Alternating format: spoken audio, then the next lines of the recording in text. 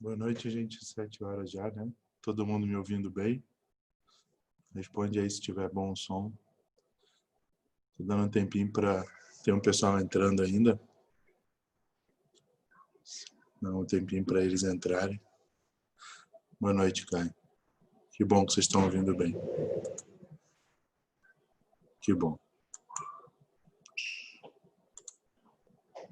Vou conectar todo mundo aqui que está entrando.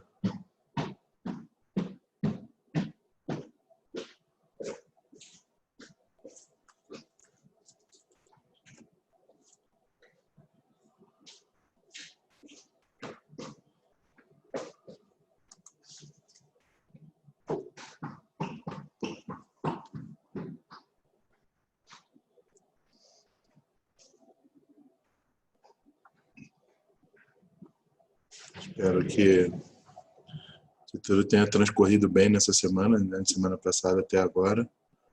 Hoje a gente vai para um tema, dentre, como é tradição, aqueles temas bem leves que a gente discute aqui na terça-feira.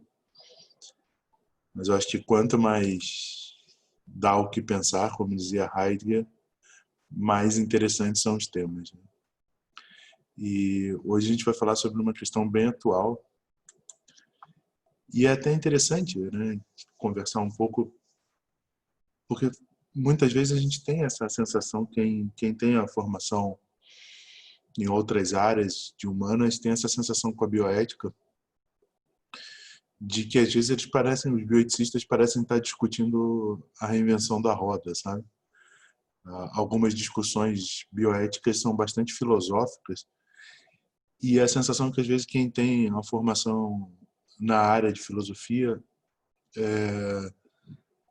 numa discussão bioética, às vezes parece que eles repetem alguns ou têm dificuldade com alguns argumentos já discutidos em debates filosóficos, o que é uma coisa natural, porque a bioética ela vem muito inicialmente com os profissionais da saúde, etc. E normalmente não são pessoas que têm formação na área, o que é uma pena, né? A nossa formação do ponto de vista de humanidades, ela deixa um pouquinho a desejar. Isso tem sido corrigido ao longo do tempo e eu espero que continue sendo corrigido. Mas às vezes a sensação que eu tenho é que a gente discute as mesmas coisas assim com bioeticistas e essa sensação de reinventar a roda, né? Já aconteceram discussões filosóficas nesse sentido, nesse tema, que a gente poderia ter bebido ali naquela fonte, e às vezes parece que a gente fica demorando mais para tomar uma decisão. Isso quando envolve um tema mais profundo, não quando você está na discussão clínica, né, de tomada de decisão clínica, não tem às vezes esse tempo para uma discussão filosófica mais profunda. Mas eu acho que muito dessa questão da bioética parecer reinventar a roda em algumas discussões filosóficas é um assunto que nós vamos discutir hoje aqui, porque nós vivemos uma época muito do bios, né? Vocês vão ver, a gente vai conversar. tudo é novo, né? Biotecnologia, bioeconomia, bio não sei o quê. E parece que a gente deixou um pouco de lado aquilo que vinha antes, né? Como nós temos uma nova categoria de vida, né? Como nós temos a pós-verdade, a pós-modernidade, a pós, tudo pós, né? E, e isso muito derivado dessa nova fase da humanidade, do bios, né? E, inclusive da ética, né? Porque, na verdade, bioética, a ética da vida, toda a ética é da vida, né? Só existe uma discussão ética porque existe vida para que possamos discutir sobre essa situação ética. Então, na verdade, parece que é uma coisa, um neologismo que é meio um pleonasmo, né? Assim, bioética, ética da vida. Toda ética pressupõe de respeito à vida, de respeito à possibilidade do outro viver, de existir, etc. Então, parece às vezes que a gente fica andando em círculos, muito, talvez, pela parca formação dos profissionais da saúde na área filosófica, antropológica, histórica, etc. A gente deixa muito de lado isso depois do vestibular e se foca muito, às vezes, nos temas que nós temos que estudar, o que é natural, porque são muitas coisas, né? E isso é uma das coisas que eu sempre vi assim, com os alunos, que assusta muito nesse tipo de discussão que a gente vem tendo aqui, é o fato de que você vê assim, mas eu tenho tanta coisa para estudar e ainda agora me vem toda aquela questão de formação humana embasada, filosofia, pensamento, decisões, discussões, legislatura, né? Pode, não pode, o que a lei diz, associar a tanta coisa.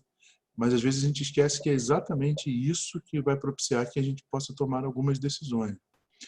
Porque quem trabalha com a área da saúde, principalmente eu falo da área da saúde, mas qualquer área que envolva tomar decisão sobre outro ser humano, deparar-se-á com situações em que a ética e as decisões deverão ser pensadas e repensadas. É complexo, não é uma coisa tão fácil de lidar quanto a gente imagina que não verá. Algumas especialidades, obviamente, a gente verá isso com muito mais intensidade, né? Em outras não tanto, mas assim, sempre há a questão de lidar com o humano. Então, acho que hoje a gente vai discutir um tema bastante filosófico, mas bem mais curto do que o da semana passada, né? Que na verdade na semana passada era apenas um apanhado geral sobre todas as visões filosófico-bioeticistas que existem, né? A gente tentou, de maneira bem resumida, fazer um apanhado das diferentes visões e aqueles que continuarem depois desses encontros interessando-se pela bioética, eu espero que muitos sigam esse caminho, participarão de eventos como congressos da Sociedade Brasileira de Bioética, etc. Vocês verão que essas discussões elas são muito fortes ali dentro, né? Claro, dentro de um limite de civilidade, mas há as discussões, as diferentes formas e visões da bioética, que é uma coisa, na minha opinião, extremamente enriquecedora para a disciplina, você poder ter diferentes abordagens sobre ela. E é bom que a gente conheça da onde partem, de que premissas partem, para que quando nós tivermos essas discussões, nós possamos também argumentar e entender o ponto de onde o outro parte, né? Que já é uma discussão ética importante, né? Se a gente algum dia consegue realmente entender de onde o outro parte, né? Se algum dia a gente consegue realmente se colocar no lugar do outro, não é apenas uma tentativa, ou justamente por não poder se colocar no lugar do outro, é que a gente deve ter muita ética envolvida em qualquer relação que tenhamos a dois, né? Ou a dois, a três, ou o que quer que seja. Bom, acho que já deu tempo de todo mundo que ia entrar, comparecer. Não que eu estivesse enchendo a linguiça de vocês, mas conversando um pouquinho sobre que a gente já tinha conversado semana passada. Então vamos para o nosso assunto pouco espinhoso de hoje. Um assunto bem levezinho para a gente poder passar essa terça. Eu não sei aonde vocês estão, mas aqui, pelo menos no sudoeste do Paraná, bastante chuvosa. Então a gente vai falar um pouquinho hoje sobre bioética, fake news e pós-verdade. Nada mais agudo e nada mais em voga do que esse tema para os momentos que a gente tem vivido, né? O que é a verdade nos nossos dias, como que nós lidamos com ela, podemos descartá-la, existe uma verdade, isso é uma questão bastante pontual no nosso dia atual, na nossa atualidade, na nossa contemporaneidade, não só no Brasil, não, tá? Não é uma questão nacional, isso é uma questão mundial, né? A gente tem visto isso do ponto de vista de outros países também, conversado com colegas de estudo, etc. Isso é uma coisa que está se alastrando mundialmente. Eu sei, mas isso, o que isso tem a ver com bioética? Isso é política, não sei o quê, isso tem a ver com filosofia, tudo que envolve os seres humanos tem a ver com bioética, tem a ver com filosofia, tem a ver com política, né? Se somos, como dizia Aristóteles, zoom politikon, somos animais políticos, somos animais de relação social, se nos relacionamos socialmente, a verdade importa, né? Para que a gente possa ter uma relação minimamente pautada numa reciprocidade ou numa ética ou numa relação que possa gerar frutos para todos. Então a gente precisa ter pelo menos, obviamente entendendo, né, que desde de Nietzsche, quando ele diz que não existe fato, né, não existe um fato em si, só existe interpretação que eu dou a esse fato. E isso não quer dizer que não exista verdade, né? Isso quer dizer apenas que aquele fato leva junto dele a interpretação histórica do período em que nos encontramos. E a gente vai encontrar muito, vai discutindo um pouquinho sobre isso também, em que momento histórico nós nos encontramos. E se talvez, não é uma reflexão que eu já coloco lá para frente, para depois que acabar a aula vocês mantiverem fazendo isso, talvez a gente tenha ido longe demais.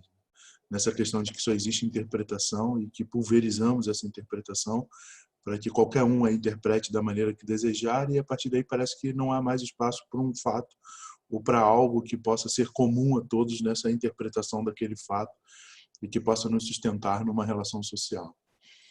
E isso tem seus perigos.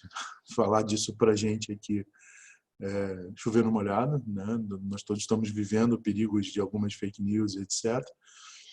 E em perigos tão grandes que colocam em jogo até mesmo a possibilidade de manutenção da nossa sociedade como tal, né? Eu nunca sou radical de dizer, vamos dizer assim, sectário, né? Eu gosto da palavra radical, que é ir na raiz das coisas, até botei no final ali, a gente vai conversar sobre isso. Mas assim, eu não sou tão sectário a ponto de achar que o mundo vai acabar, né? Assim, até porque o mundo não acaba, poderia acabar a existência humana, mas o mundo ia continuar.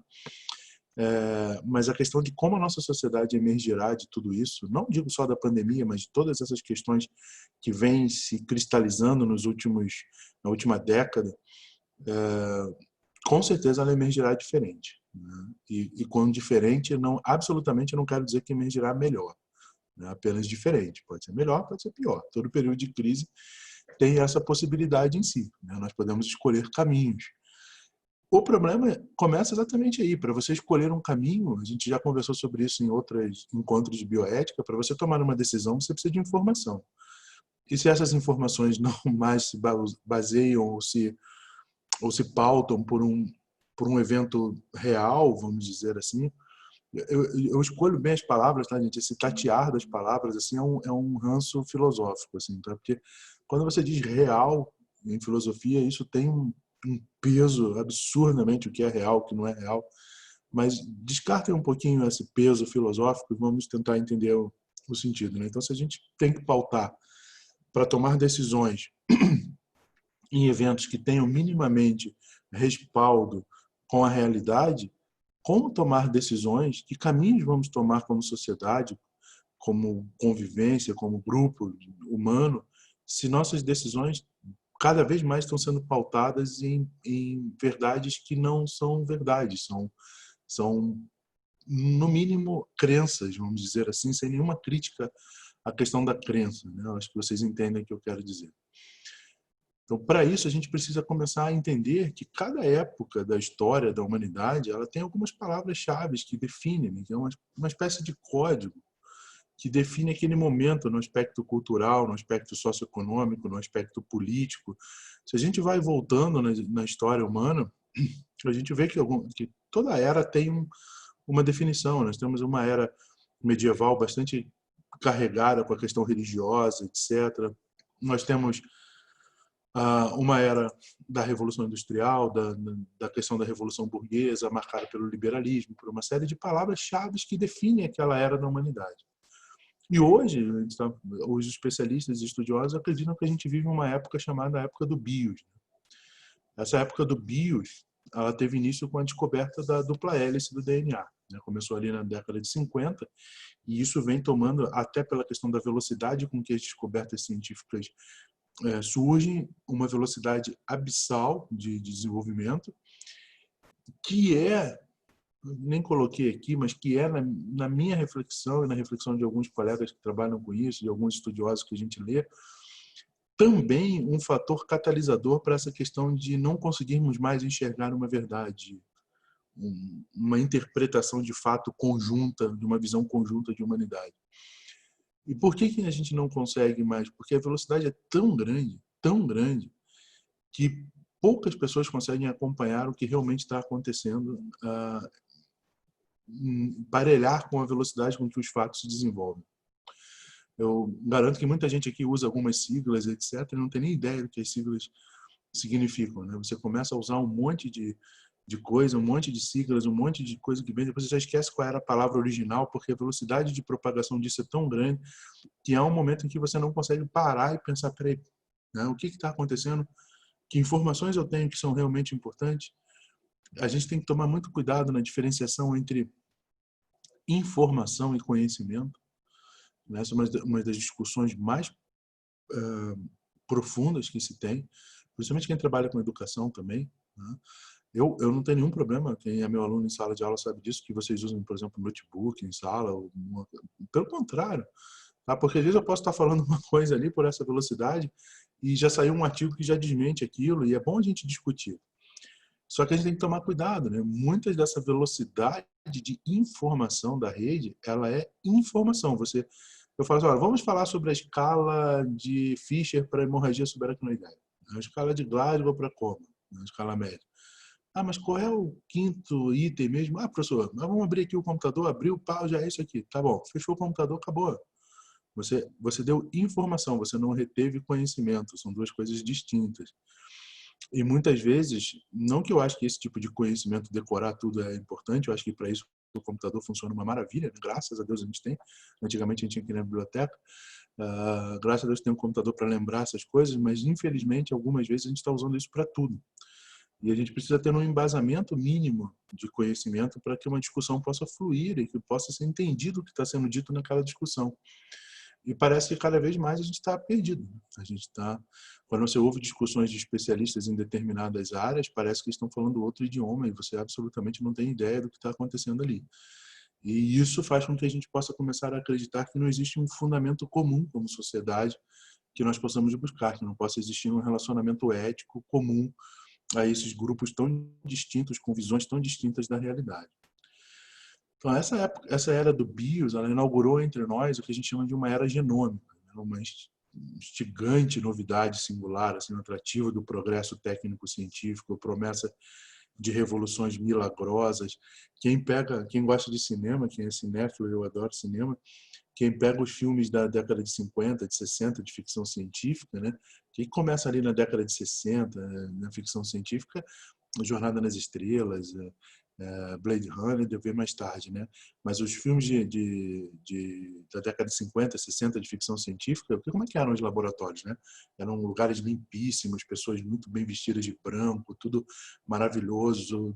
O Jornada nas Estrelas é o ápice disso, né? É a humanidade em todo o seu potencial indo para o espaço para conquistar. E depois você vê que essas revoluções elas não se consumaram do ponto de vista não de melhora tecnológica, né? Até porque a gente está aqui hoje fazendo uma coisa que é uma revolução, parece tirada de quem gostava de Jornada nas Estrelas, né? Com uma câmera, ligação à distância, etc.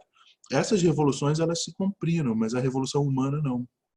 Né? Parece que a gente não conseguiu evoluir. E aí você começa a pegar os filmes ali do final da década de 70, início da década de 80, já com Blade Runner, etc.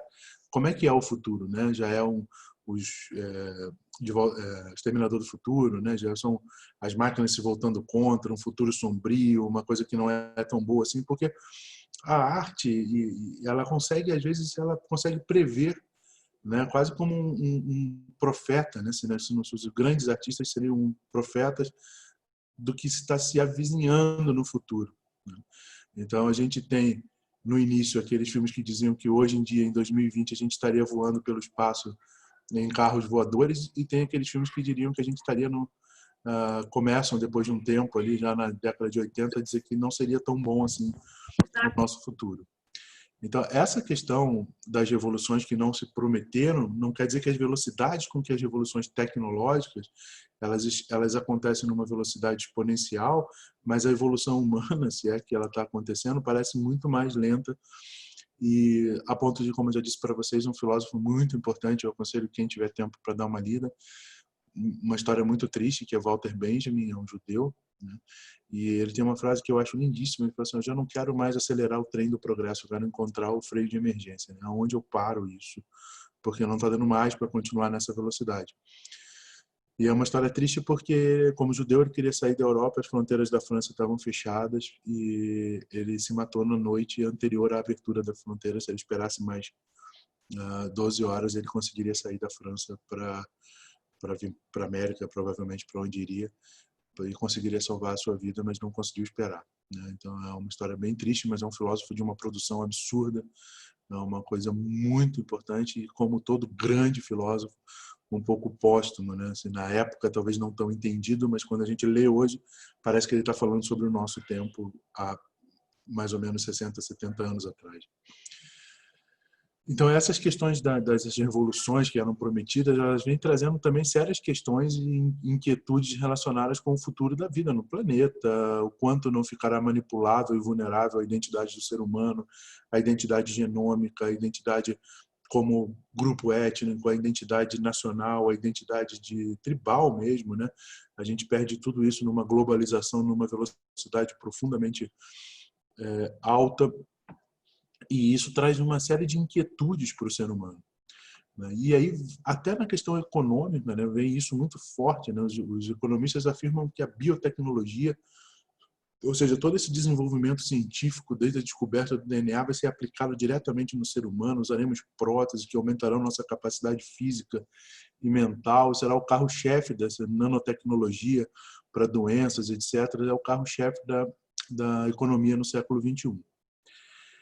E aí tem um novo dicionário de palavras que se inspiraram nesse bios, né? A gente vive isso hoje, né? Bioterrorismo, a gente já ouviu biogenética, biogenômica, biocombustível, tudo é bio. E a partir do momento que você tem uma revolução tão grande na mudança desse paradigma social, eu volto a citar para vocês o Thomas Kuhn, né, da filosofia da ciência, Popper, Kuhn, e Kuhn diz que a ciência, ela não, como eu disse para vocês semana passada, ela não evolui linearmente, ela parece que acelera, acelera, acelera, e de repente todo um paradigma muda e você muda para uma outra era, e aí você precisa tomar cuidado aonde você vai pisar nessa mudança de paradigma. Então, toda essa nova era do BIOS, nessa contemporaneidade marcada por esse reinado do BIOS, parece que tudo que vinha antes ficou para trás. Então, a gente vive uma ideologia do pós-tudo. Tudo aquilo que houve passou, né? Nós estamos entrando numa nova era. Então, eu estou numa nova era da pós-modernidade, da pós-verdade, né? Tudo é pós, né? E um momento de mudança de época, vamos dizer assim, mais do que uma época de mudança. Nós parecemos que estamos mudando um paradigma. Então, essa pós-modernidade, pós-humanismo, pós-cristianismo.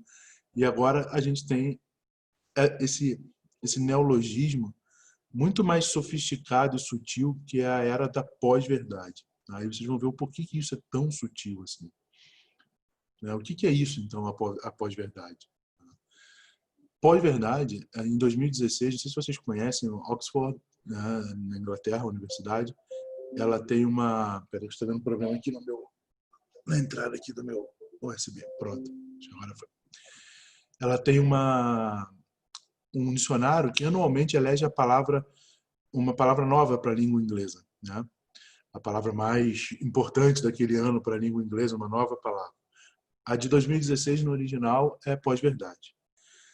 É claro que a gente sempre tem que desconfiar de tudo, não tenha dúvida, né? Porque, assim, por exemplo, mesmo do dicionário de Oxford, em 2015, a palavra escolhida foi emoji. Então, quer dizer, será que realmente ele é tão sério assim? Mas eu acho que ele está certo nessa parte da pós-verdade, porque ela tem se tornado um centro de pesquisa e de uso bastante intenso, né? Então, além de escolher esse novo termo da língua inglesa, Ele define o que é. Então, ele define pós-verdade como um adjetivo, tá, que se relaciona ou denota circunstâncias nas quais os fatos objetivos têm menos influência em moldar a opinião pública do que apelos à emoção e a crenças pessoais. Essa é a definição do dicionário de Oxford para o termo pós-verdade, eleito o termo do ano em 2016.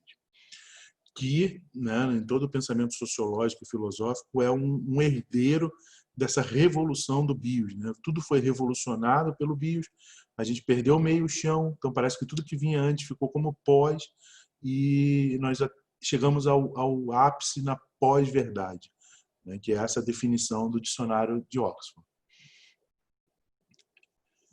Então, esse termo pós-verdade, segundo o dicionário ainda, teria sido usado pela primeira vez em 1992 por um dramaturgo sérvio-americano. Novamente, a arte ela tem essa questão profética, né? Mas quem mais ajudou mesmo a popularização mundial foi um artigo da revista The Economist, quando publicou em 2016 o artigo A Arte da Mentira, né, e definir sobre a questão da pós-verdade. Eu trago isso para vocês, quem tiver curiosidade, procure, os artigos estão na internet hoje em dia. Essa questão da revolução de informação na internet é interessante, a gente pode ler artigos muito bons, e esse do The Economist vale a pena dar uma olhada. Essa matéria, ela dizia que o mundo teria entrado na era política da pós-verdade. E uma série de artigos posteriores foram fazendo link com esse primeiro, e inclusive fazem link com a questão do Brexit, por exemplo, de por que os britânicos, por mais alertados que fossem, acabaram abrindo mão da União Europeia. Tá? Por que a gente tem os americanos, norte-americanos, porque é do The Economist, tá? Por isso que não tem o nosso nome ali. Mas por mais que se fossem avisados os problemas e as coisas que poderiam acontecer numa administração populista como o Donald Trump, conseguiram elegê-lo assim mesmo, né? Todo mundo sabe das histórias das crianças afastadas dos pais na migração, muro sendo construído, uma série de coisas que foi avisada, porque isso estava claro, ele dizia isso no discurso. Ninguém pode se assustar que isso tenha acontecido, porque todo mundo sabia que isso ia acontecer, mas porque, apesar de todas essas advertências, a gente continua fazendo isso, né? E aí a grande questão da pós-verdade, eu acho que é essa. Por que a gente, às vezes, mesmo tendo informações bastante fidedignas, a gente continua escolhendo algumas coisas que parecem não ter lógica nenhuma, né? A tese da Economist é que a pós-verdade ela se disseminou muito por culpa da internet e das redes sociais, né? Uma fragmentação muito grande de notícias, há um mundo totalmente atomizado, em que mentiras, rumores, fofocas se espalham com uma velocidade extremamente alta. E diz que o grande problema é que muitas vezes essas mentiras ou essas fake news em redes cujos integrantes, a disseminação disso em redes cujos integrantes confiam mais uns nos outros do que em qualquer órgão tradicional de imprensa, rapidamente ganha nesses grupos aparência de verdade. Isso não é uma coisa nova, a gente já sabe que você tendo um grupo que segue cegamente algum tipo de líder ou o que quer que seja, muitas vezes tem dificuldade de entender que há outra fonte de opinião ou que aquilo que ele está enxergando não é exatamente o que a realidade, o que condiz com a realidade. A gente tem uma série de exemplos disso ao longo da história da humanidade. E uma delas é o nazismo, né? Goebbels já era no mente da propaganda nazista, dizia que uma mentira repetida 1000 vezes vira verdade. Ou seja, você repete aquilo num grupo de seguidores cego, aquilo transforma-se numa nova verdade, por mais absurdo que seja, né? Por mais evidente que seja, por mais que às vezes você tenha acesso a isso muito facilmente. E isso é dito de uma maneira que basicamente não há depois qualquer tipo de confronto, né? Talvez muitos aqui sejam de confronto no sentido de confrontar aquilo que foi dito, né? Talvez muitos aqui sejam filhos ou conheçam pessoas que são professores, né, de escolas de formação, né, primário, ginasial, não sei nem mais como é que é o nome que se dá hoje em dia, tô ficando velho. E a gente sabe que houve, por exemplo, durante a nossa eleição, a questão de estar distribuindo um kit gay, não sei o quê. Qualquer professor que você conversasse, professores diziam que isso era verdade, você perguntava, mas você já viu isso na escola? Não, nunca vi, não tem isso. Então, como que pode? E parece que quanto mais racional você tenta ser no debate, parece que mais difícil é de você conseguir levar esse debate. E tem algumas teorias para isso, eu vou falar um pouquinho depois para vocês das teorias que explicam por que às vezes você não consegue, por mais que você mostre para a pessoa que aquilo não é verdade, você não consegue retirá-la daquele pensamento. Uma das teorias do The Economist é essa, que você tem um grupo de pessoas com as quais você se identifica, numa rede que propaga essa informação numa velocidade muito alta, aquelas pessoas retransmitem aquela informação seguidamente, e você repete uma mentira 1000 vezes, aquilo vira verdade, até porque você confia mais naquelas pessoas do seu grupo que são conhecidas suas ou que se identificam com as suas ideias, do que você confiaria nas grandes órgãos de imprensa, etc. Né? Então, esse neologismo pós-verdade ele tem sido empregado com alguma constância, né, há cerca de uma década. Mas há uma aceleração espantosa. Diz lá que o uso dessa expressão cresceu em 2000% em 2016. Tá? O Google registrou 20,2 milhões de citações em inglês, 11 milhões em espanhol e 9 milhões em português. Então, para a gente ter uma ideia de como está sendo um sucesso esse neologismo pós-verdade. Então, dado que o uso desse termo pós-verdade não mostrou nenhum sinal de desaceleração, né, é uma citação, tá? Eu não ficaria surpreso se pós-verdade se tornasse uma das palavras definidoras do nosso tempo. É o presidente da Oxford Dictionary, em entrevista ao jornal americano Washington Post. Tá? Então, ele acha que assim, a pós-verdade é o que define a nossa época agora. E a sutileza do pós-verdade, tá? da questão da discussão filosófica do pós-verdade, é que não é um culto à mentira em si. Esse é talvez o maior problema. Mas uma indiferença com a verdade dos fatos. Porque se você conversa com alguém que acreditou numa fake news ou numa coisa que não tem sustentação racional, lógica, não condiz com a realidade, se você perguntar para essa pessoa se ela apoia a mentira, ela vai dizer que não. E vai dizer com convicção que não. Mas ela está indiferente à verdade factual. Ela prefere a visão que ela tem do mundo. Vocês podem argumentar, não, todo mundo faz isso.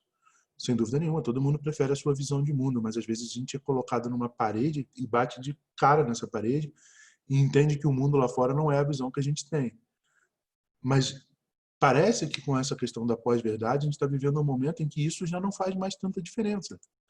As pessoas continuam vivendo criando o seu mundo de realidade e não conseguem sair dele. Por mais que ele não condiga com a realidade que está ali fora.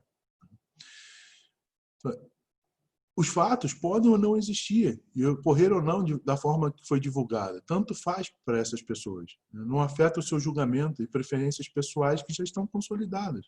Então, quanta gente aqui brincando, né? Tem muitos alunos mais próximos, né? Como eu sempre digo, eu não escondo nem um pouco a minha opinião política. Acho que todo mundo é claro nisso. Né? Eu repito sempre a mesma história, não existe ninguém neutro. A gente repete, mas olha, eu argumentei ele na festa da família, né, na mesa de jantar com o pai, mas eu botei os dados e a pessoa continua negando, porque ela já tem a sua preferência pessoal consolidada. E parece que ela encontrou respaldo com as redes sociais de outras pessoas iguais a ela.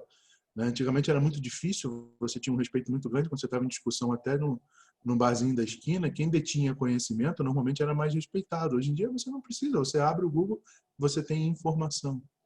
E você prefere crer na informação daquelas pessoas que estão à sua volta do que, às vezes, você questionar o seu mundo que você construiu a duras penas. Não é um julgamento de valor aqui. Tá? E, para entender isso, existe um psicólogo norte-americano chamado Jonathan Haidt, que ele tem uma metáfora muito interessante, que é a metáfora do cavaleiro e do elefante. Ele diz assim, a nossa racionalidade, a nossa mente, ela é um cavaleiro, mas ela é montada em um elefante, que é o nosso subconsciente. O julgamento moral, para esse psicólogo, é um julgamento estético. O que é isso? Vocês já tiveram a impressão quando vocês entram, por exemplo, num museu ou algum local, ou estão lendo ali, na internet, né, uma imagem, uma pintura, você olha e fala, eu gostei dessa pintura. Por que eu gostei dessa pintura? Porque ela me lembra isso, ela me lembra... Primeiro você já gostou. Tá? Depois você vai encontrar as justificativas para o seu gosto. Então, Jonathan Haidt diz mais ou menos isso. Você gosta e depois você inventa razões. Então, você vê, por exemplo, numa questão de pós-verdade ou de fake news, etc., você vê uma notícia tão absurda, mas tão absurda num dia, que mesmo as pessoas que defendem determinado tipo de postura, etc., no primeiro momento, elas não conseguem. Porque é uma coisa muito absurda, é visível. Mas como elas gostam daquela postura daquela pessoa, de quem disse aquilo, no dia seguinte elas já encontram diversas razões para justificar aquilo que foi dito. Por mais absurdo que pareça, e por mais que você dê fatos baseados em questões racionais, em realidade, etc., ela continua inventando, né, o famoso passar pano, ela vai passando pano todas as vezes. Aí você fala assim, como é que pode uma pessoa passar pano o tempo todo nisso? Pode, a partir do momento em que você acredita que o que está no comando é o cavaleiro. Quando, na verdade, desde Freud, uma série de... não vou entrar em teorias psicanalíticas tão profundas assim, até porque eu não sou gabaritado para isso, só gosto de ler, mas a gente sabe o poder que tem o nosso subconsciente. Então, Jonathan Haidt, ali já na década de 60, 70, dizia essa questão de que a mente ela está montada no elefante. O elefante vai, ele já foi naquela direção, a mente começa a arrumar justificativas para dizer por que ele foi para lá, e aí começa a tentar achar um caminho por onde ele passa sem derrubar tudo, destruir tudo que está pela frente. Né? É mais ou menos assim que funcionaria a nossa escolha. E isso não é um privilégio, novamente voltando naquela questão de reinventar a roda. Né? Não é um privilégio de Jonathan Haidt, é uma questão de uma confirmação psicológica, vamos dizer, de uma escola de psicologia, que, até porque a gente precisa muito hoje da conformação científica, né, para que possa ser dado como algo atestado como verídico, ou a gente precisa muito hoje, acho que é uma expressão forte, né? Nós precisaríamos que fosse conformidade científica, hoje em dia nem mais isso a gente precisa, né? Mas se você vai numa discussão filosófica mais profunda sobre essa questão, Kant já dizia, a necessidade não é senão a existência dada pela possibilidade. Tá? O que é isso? Eu tenho necessidade de uma coisa porque eu tenho possibilidade de tê-la. Se eu tenho um carro, trabalho e tenho possibilidade de ter um modelo melhor, eu começo a achar que eu tenho necessidade daquele modelo melhor. Mas só porque eu tenho a possibilidade de tê-lo. É o mesmo pensamento. Primeiro eu quero, depois eu justifico. Se eu não tenho sequer a possibilidade de ter um carro, nem me passa pela cabeça que eu tenho necessidade de ter um carro. Eu me viro no ônibus, eu me viro andando, e aí depois eu começo a ter um emprego, me formei, aí eu começo a ganhar um dinheiro e falo, pô, já não preciso mais andar de ônibus. Então, a necessidade que eu tenho é porque eu tenho possibilidade daquilo. Então, primeiro você quer, depois você justifica. E o ser humano muitas vezes age assim. E é difícil você quebrar isso.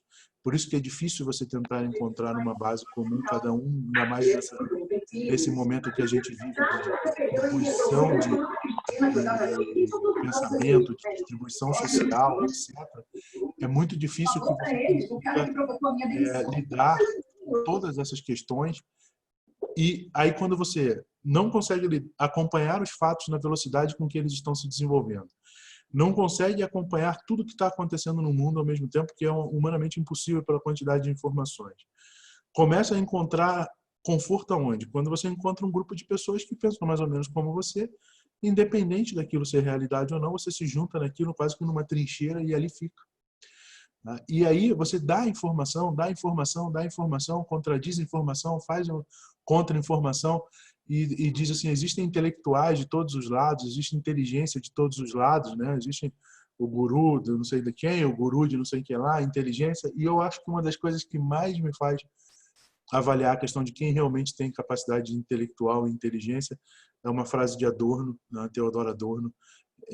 Ele tem um texto lindíssimo que chama-se Filosofar sobre as cinzas de Auschwitz, né? O que fazemos com a nossa sociedade depois que a gente passou por Auschwitz. E ele diz assim, não existe a possibilidade de alguém ser inteligente se ele não for ético. Tá? A inteligência é uma categoria moral, mas como moral aqui ele não está entendendo apenas moral de comportamento, não. Ele está entendendo mesmo uma categoria de comportamento ético com o outro ser humano. Então, para Adorno, ele diz, nós precisamos mudar isso, nós precisamos entender que não basta ter informação, não basta ler 300 mil livros e eu vou ser uma pessoa inteligente. Não. A inteligência é uma categoria moral. Se não há uma relação ética, eu não posso mais considerar alguém como realmente sábio para guiar o que está acontecendo.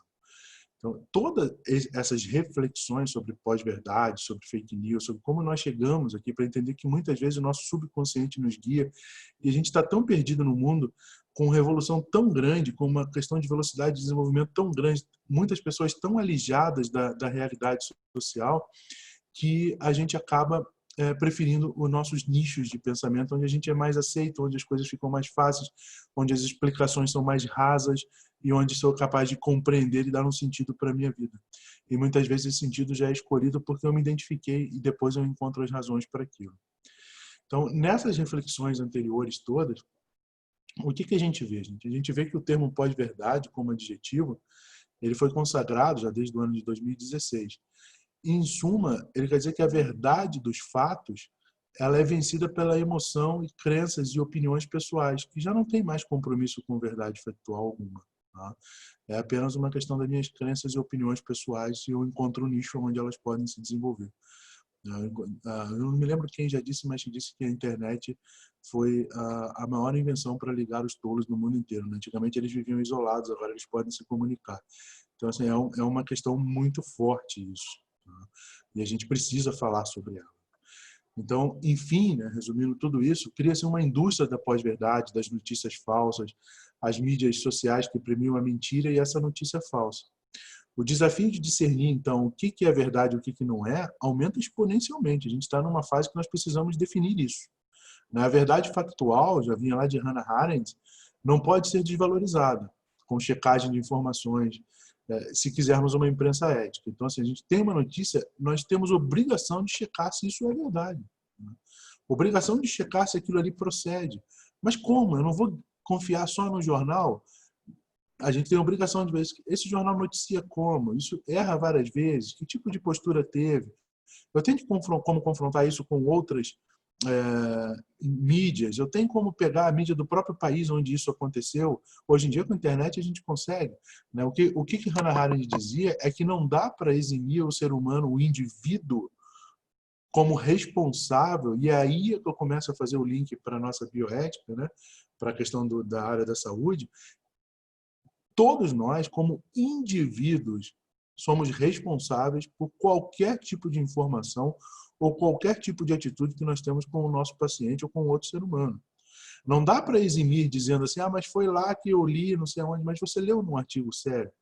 Isso foi revisado por pares, isso tem um comentário, isso é um processo cientificamente, não estou falando de um artigo médico, tá? Ou isso é um evento que realmente ocorreu, eu tenho acesso a informações outras, eu preciso checar essas informações. Não dá para a gente fugir disso como indivíduo da nossa responsabilidade. Tá? E não apenas reproduzir uma coisa sem ter uma checagem. E isso é o que ocorre mais. A gente reproduz, muitas vezes sem checar. Nas pesquisas realizadas, por exemplo, nos Estados Unidos, dizem que 59% dos leitores só leem as manchetes das notícias, verdadeiras ou falsas. Tá? Desculpa se eu escutei errado. Tá? Verdadeiras ou falsas, eles só leem as manchetes. E 25% não sabem distinguir se a notícia era falsa ou verdadeira. E quando fazem, isso que é pior ainda, quando eles conseguem dizer, não, isso aqui não é verdade, eles também não acham que é um problema propagar uma notícia que não é verdade, porque a gente cai na questão da relativização. Mas todo mundo tem... É aquela velha discussão do direito de liberdade de expressão. Né? Liberdade de expressão, tudo bem, todo mundo tem liberdade de expressão, mas até onde vai essa liberdade? Eu posso usar minha liberdade de expressão para ofender o outro, eu posso usar minha liberdade de expressão para defender em público um torturador, condenado, confesso, etc. Isso é liberdade de expressão. Né? Existe um limite para isso. A mesma coisa que muita gente acha que eu consigo distinguir o que é verdadeiro ou falso, mas não tem problema, porque é a minha opinião, a opinião do outro é diferente. Não, a gente precisa checar os fatos. Eu trago até uma questão, isso não é uma questão só científica e ética, é uma questão religiosa. Quem tem religião, lá no Evangelho, Jesus já dizia, a verdade vos libertará. A gente só pode tomar decisões se nós conhecemos o que está acontecendo. Mesmo que sobre uma óptica interpretativa da nossa realidade, claro, mas a gente precisa dos fatos. A gente não deve relativizar, não deve tomar pela metade, não deve desdenhar. A gente tem um compromisso ético sério com a verdade dos fatos, da vida e dos acontecimentos. E aí, premiar a mentira, ou a meia-verdade, ou a notícia falsa, né, nos cerceia a possibilidade de construir no futuro de uma sociedade democrática. Senão, a democracia vira um show de entretenimento. Né? Cada um faz o seu show midiático e aquilo vira um show de entretenimento, que é uma reflexão muito profunda de um outro filósofo francês chamado Guy Debord, que tem uma obra chamada Sociedade do Espetáculo. Quem tiver interesse em ler, leia, porque é muito interessante. A gente virou uma sociedade do espetáculo. Quem consegue mais seguidores, quem consegue mais fechar o seu grupo de pessoas que pensam iguais a si, repete a sua verdade, mesmo que não seja verdade seja uma mentira 1000 vezes, e transforma aquilo numa realidade. Então, não é à toa, né? A gente botei aqui embaixo que o marketing é central nas campanhas políticas hoje em dia. Não tem nenhum compromisso com a verdade a questão do marketing.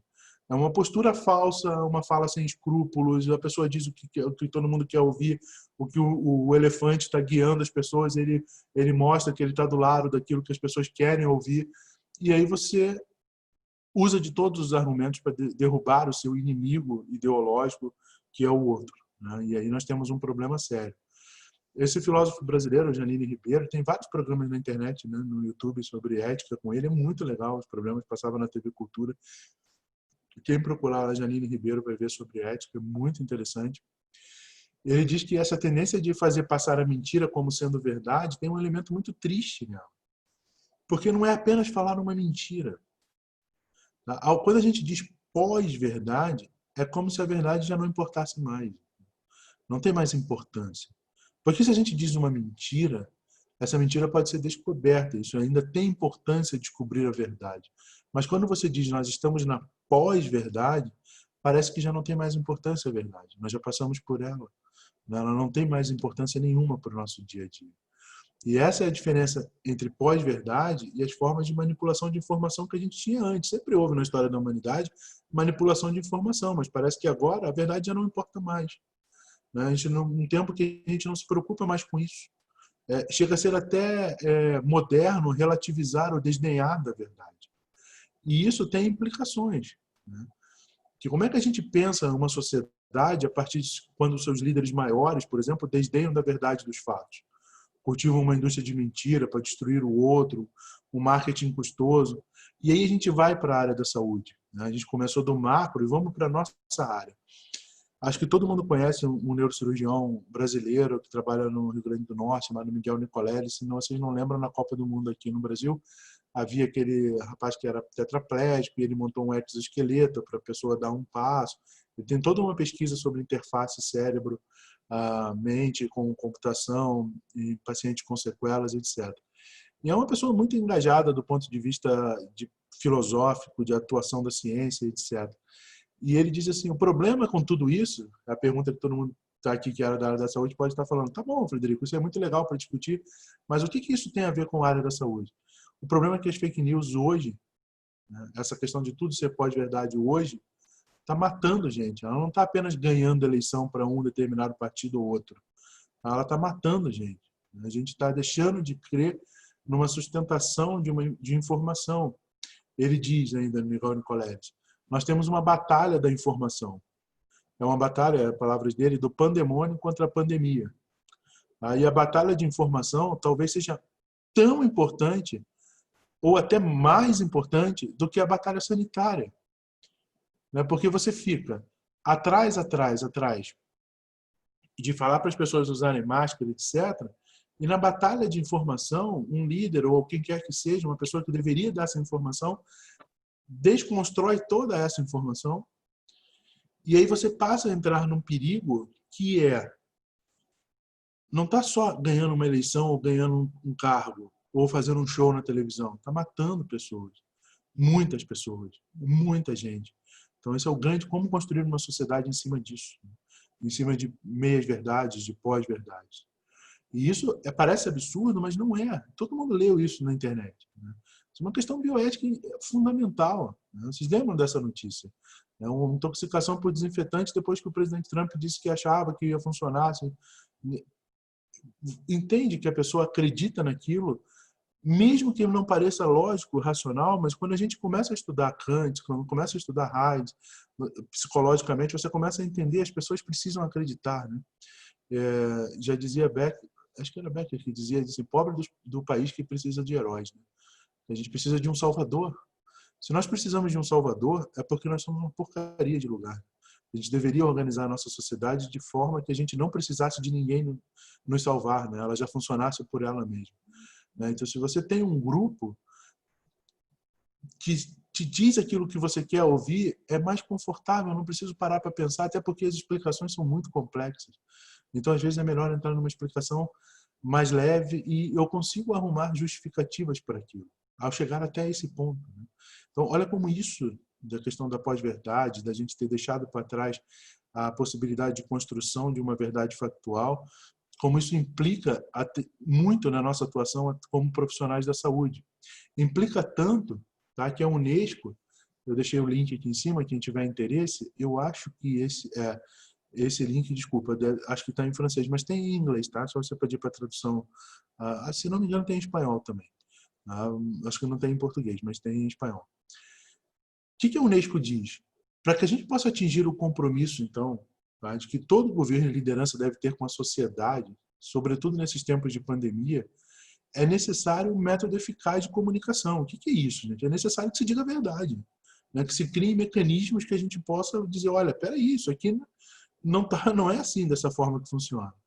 E esses mecanismos eficazes de comunicação com a população sejam implementados. Educar para as diversas demandas que surgirão com o advento de uma doença em larga escala. E a Unesco diz, o que a gente precisa fazer? Como é que são os princípios de comunicação na era da pós-verdade? Nós estamos voltando ao básico da comunicação. Confiar na informação e transparência da informação. Isso é uma piada, né, de ler quando a gente vê que no nosso Ministério da Saúde, como dizem os humoristas, virou um mistério da saúde, né? Porque os dados a gente já não sabe mais quais são de verdade, né? E você olha a torpeza disso, gente. Além da questão da própria pós-verdade, da meia-verdade, já ser uma coisa ruim, ainda é relacionado à questão de morte. Você não está transparente nos dados, isso é muito pesado. Não é uma crítica a X ou Y, porque isso muitas vezes faz parte da próprio comportamento do poder, né? Então, assim, talvez outras pessoas no poder pudessem fazer a mesma coisa, né? Então, a gente tem que tomar cuidado, mas olha como isso é perigoso, né? Comunicação rápida com a população. Vamos pontuar o nosso país, né? Comunicação rápida do que está acontecendo. A gente não consegue nem testar as pessoas morrem, vão chegar ao teste 15 dias depois, né? A gente não tem noção do que está acontecendo. Diálogo com o público, pode esquecer, né? Planejamento muito menos, né? Assim, então isso é uma recomendação da Unesco para que a gente possa tentar construir um comportamento e uma forma de lidar com verdades factuais, ou pelo menos tentar construir algo sólido onde a gente possa se mover, né? O planejamento antecipado, então, ele permitirá desenvolver estratégias que atinjam toda a população, desculpa, e sejam apropriadas linguística e culturalmente. Os diferentes tipos de informação abaixo devem ser comunicados durante todos os períodos, a Unesco já diz, incluindo durante o período interpandêmico, ou seja, quando você já não tiver, ela já está cogitando que nós vamos ter outra. Entre as pandemias, a gente deve sempre tentar manter alguns tipos de planejamento, que são iniciativas empreendidas para permitir que cidadãos ou comunidades participem do desenvolvimento de políticas para responder a uma pandemia. A importância disso é, se nós vamos ter outra, quando nós chegarmos lá, ninguém saiu dessa ainda, né? Mas quando nós chegarmos na outra, como é que nós queremos responder? Será que já não é de criar, por exemplo, um fundo provisional para, se houver uma outra pandemia, a gente ter dinheiro para quem não tem o que comer? Como é que a sociedade participa disso? Que tipo de caminho nós vamos ter que seguir? Para isso, a gente precisa de informação. Precisa de que as coisas sejam ditas claramente e discutidas com a sociedade. Natureza, extensão e ameaça dos riscos. A gente precisa saber o que estamos passando. As medidas que são tomadas para reagir à pandemia, que tipo de medidas estão sendo tomadas? Políticas adotadas, quais as justificativas dessa política? Isso tudo é bioética também, né? E que essas medidas sejam cientificamente fundamentadas, viável e compreensível para que as pessoas possam se adotar, se proteger a si mesmo e a outras de infecções. Então, a gente precisa entender que nós temos um caminho em comum. Eu não sou uma pessoa que acredita que a questão científica única e exclusivamente responde por todos os braços da humanidade. Eu acho que ela é apenas um braço. Mas no sentido do braço, ela, por exemplo, a ciência não pode dar um sentido para a minha vida do ponto de vista espiritual, amoroso, etc. Eu não acredito que ela seja capaz de fazer isso. Mas do ponto de vista de verificação de informações, a ciência é muito capaz de fazer isso, porque é para isso que ela existe. Ela existiu para isso, para verificação de informações, empiricamente, duplo cego, randomizado. E nós temos que acreditar que esse braço racional da humanidade, para isso, funciona. Não funciona para tudo, né? Ela não vai conseguir me dizer o que eu amo ou deixo de amar, mas ela consegue me dizer verificação fundamentada de fatos. E a gente não está tendo isso. E aí, para resumir toda essa questão de discussão filosófica sobre pós-verdade, fake news, etc., o que isso tem a ver, Frederico, com a nossa área? tem a ver porque quando a gente senta na única forma de uma relação ética possível, na minha opinião, que é face a face, né? E por isso que para mim é tão difícil estar aqui falando para vocês e não ver o rosto de ninguém. Acho que a única relação ética possível é quando a gente senta, retira-se todos os nossos pré-conceitos e se joga nessa relação face a face. Essa relação só pode existir baseada num princípio enorme ético, que é a responsabilidade. E quando essa relação, e toda relação quase sempre tem um pequeno degrau de distância, por mais que você tire de si todos os seus pré-conceitos, mas existe numa relação paciente profissional da saúde uma certa diferenciação do ponto de vista de que alguém detém o conhecimento e alguém vai buscar a ajuda desse alguém que detém o conhecimento.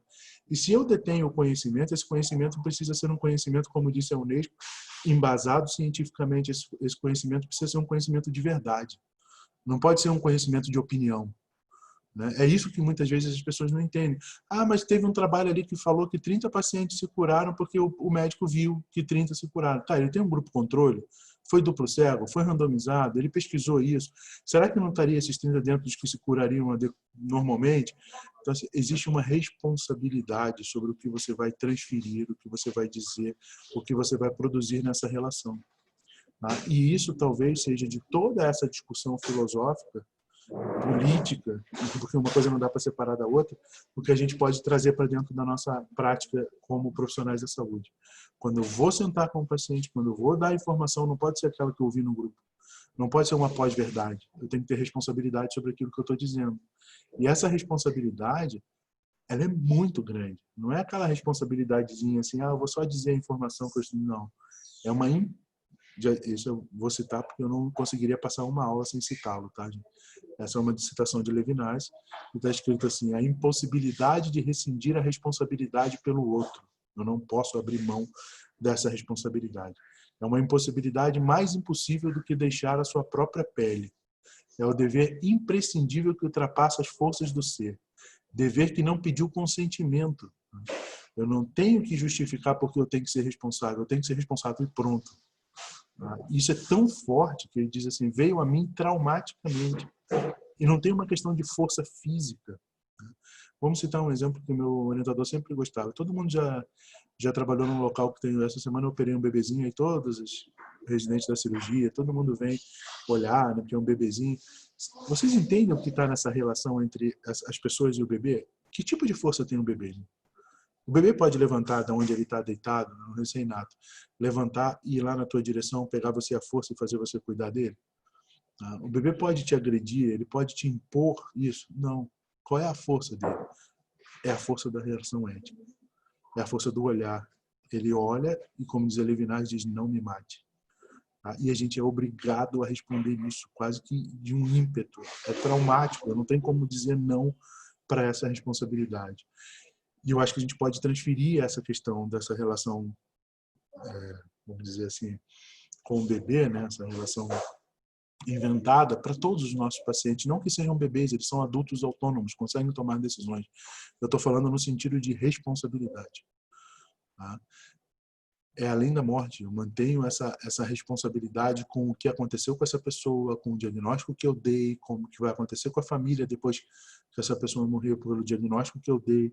Né? Na época de pandemia está muito visível, sem enterro, sem contato, quantas coisas importam nisso.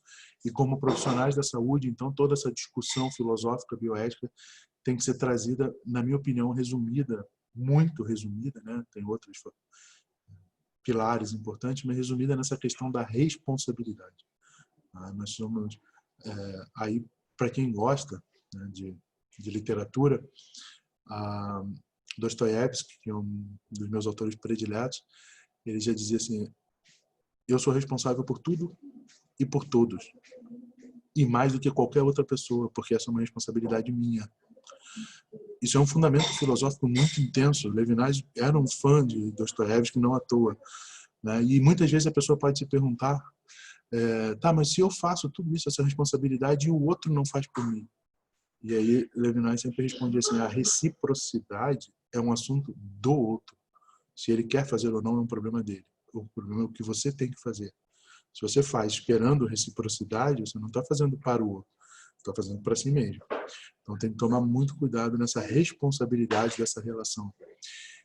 E uma frase de Nietzsche, né, para a gente terminar, que eu gosto muito, por isso a questão da pós-verdade, que não é falar a mentira, mas sim desdenhar da verdade. É diferente, porque a mentira pode ser descoberta, mas desdenhar da verdade é um problema. E Nietzsche já dizia que a convicção é mais inimiga da verdade do que a mentira. Então não tenham medo de ser radicais na busca e na justificativa das verdades e dos fatos. Ser radical é bom, é ir à raiz do problema. A gente não pode ser sectário. Tem um grupo e acredito cegamente naquilo e estou convicto disso. Se eu estou convicto, é mais inimigo da verdade do que a própria mentira. E para terminar, como eu prometi para a Laísa que eu ia fazer, eu digo que a verdade sempre está lá fora. Para quem gosta, tá, vai entender a referência, é uma das minhas séries prediletas. Tá? Eu espero que vocês tenham gostado, gente. Eu gosto muito dessa frase, Marina, é uma coisa muito importante para mim. Assim. E até na questão de fé, né, Levinas tem uma frase muito interessante que diz assim: a fé não é uma questão se Deus existe ou não. A fé é uma questão se você acredita que amar sem recompensa vale a pena. Se você espera a recompensa, é um outro problema, porque se Deus existe, você espera a recompensa. Né? Se eu vou para o céu, eu vou para o céu, aí é uma outra coisa. Ou se eu não fizer, eu vou ser punido. É se você acredita que amar sem recompensa vale a pena. Isso é uma questão de fé. Eu sei que não sei, nem vi se a Carol entrou, porque ela odeia quando eu falo de religião, que ela briga comigo, mas tem todo um outro sentido filosófico envolvido. Bom, gente, eu espero que vocês tenham entendido, que tenha ficado claro para vocês. Alguém tem alguma dúvida, alguma coisa que queira comentar? Deixa eu partilhar a tela aqui. Tudo bem, então? Vamos ficar pensando durante a semana? Eu espero que sim. Que é esse o nosso objetivo, que vocês passem essa semana toda pensando até o nosso próximo encontro. Tudo bem, então, gente? Todo mundo com fome para comer? Imagina, cara. Foi um prazer, como sempre. Tá? Eu prometo que essas 2 semanas foram bem pesadas de... Que bom. Essas 2 semanas foram bem pesadas de discussões filosóficas. Depois a gente vai trazer um pouco mais para a questão bioética de novo. Tem alguém que quer dar tchau para vocês? Se não deixar, vai ficar louco. Cheguei! Dá tchau. Eles foram embora já. Tchau. Tchau! Imagina. Diz assim, até semana que vem eu volto. Fala. Tchau! Vai jantar, vai. Tá. Papai, sabe o que eu tô comendo? Eu sei. Sopa dentro do pão. E tá todo mundo ouvindo você falar. Eu sei. Vai. Tchau, papai! Tchau. Boa! Obrigado. Tchau, gente. Até semana que vem, então. Bom descanso. Pensem bastante. Ele adora sopa, né? É a paixão da vida dele. Na verdade, comida é a paixão da vida dele. Puxou o pai. Né? Não tem jeito. Tá bom, gente? Boa noite, que eu também vou lá para o meu jantar. Até semana que vem.